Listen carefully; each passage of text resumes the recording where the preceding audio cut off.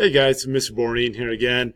I'm going to show you how to access and complete our Hammurabi's code, Was It Just DBQ. We're going to go ahead and hop right into this thing and get started. So the first step, as always, log yourself into the computer. You're going to head into Google Classroom.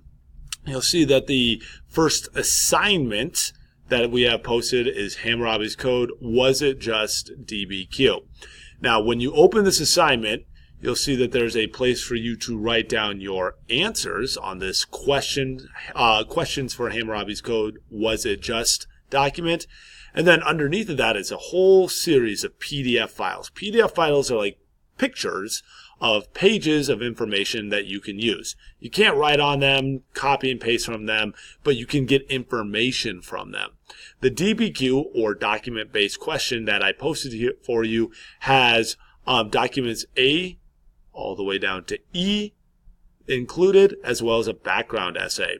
Now, on Tuesday, we read the background essay and gathered some information about Mesopotamia, who Hammurabi was, how large his territory was, stuff like that. We called that context, and that context is like the system of information that we need to always keep in mind when we're looking at any one of these documents. There is an anchor chart on the front of the class that has all the context clues and information that we have already identified so that you can use that during your analysis. What we're going to do right now is go ahead and hop into the documents and start doing some document analysis to figure out if the laws are fair. To do that, I'm going to open this questions for Hammurabi's code document. I'm going to pop up this new tab, and in this new tab, I have a place to write down all the answers to the factual questions. I'm going to go ahead and highlight those for you so you know which ones are factual. It's always going to be the first three questions. So those three questions are factual questions, and then questions 4 and 5 are going to be more argumentative questions, and you can use your argumentative stance. Make a claim, back it up with text evidence, and explain that text evidence to answer these questions. More on that in a bit.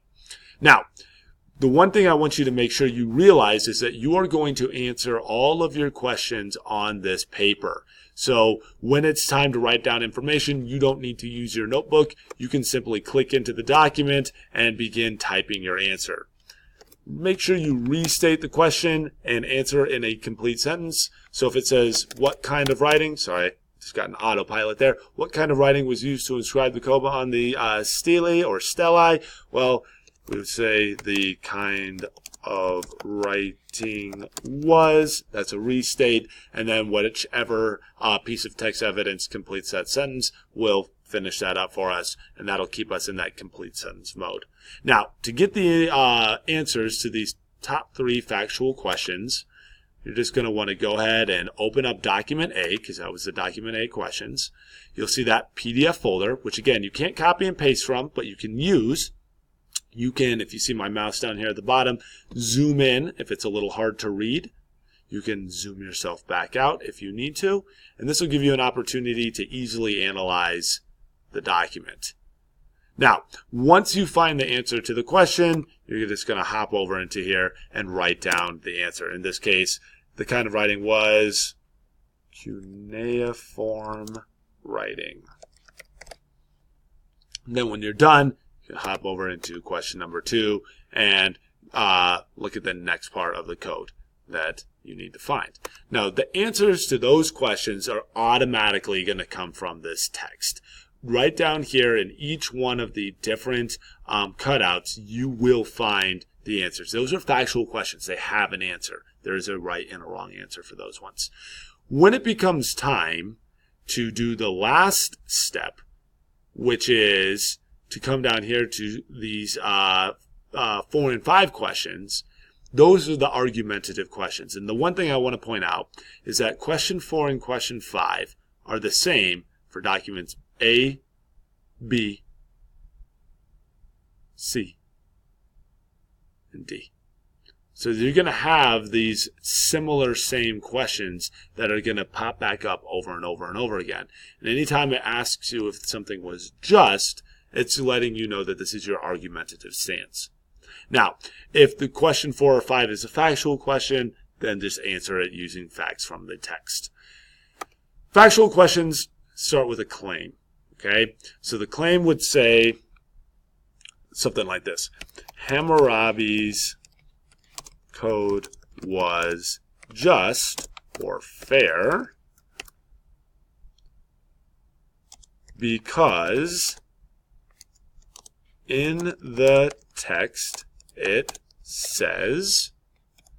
Then what we want to do here is put in a piece of text evidence. We're going to follow that says means matter format. Says is the text evidence, mean is the explanation of the quote, and the matters is the explanation for why the evidence supports your claim overall.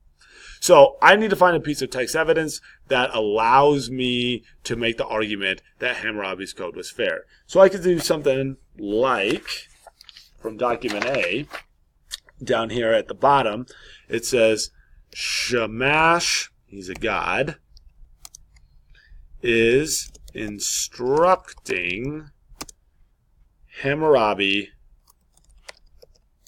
in law.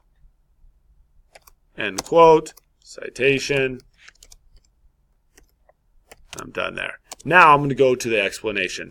This means, so there's my means section, and then I'm going to go down and say, what does this mean? This means Hammurabi is getting the laws from the gods. That's what that means.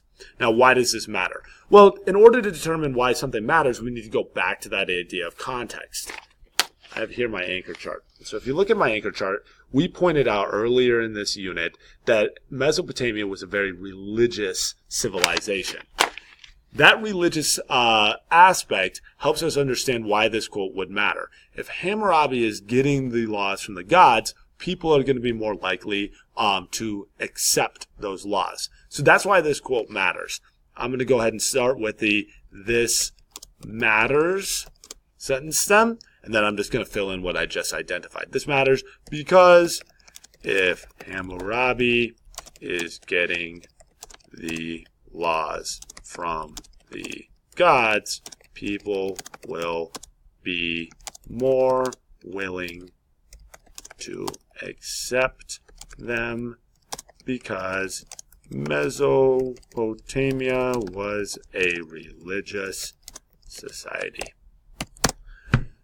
I'm just going to explain my thinking there. This is why I think that quote proves that these are just or fair laws. Now, down here in question 5, I'm going to have the counterclaim. It's going to have the same sentence starter. Hammurabi's code was unjust or not fair because in the text it says, and then I want to identify another piece of text evidence for that.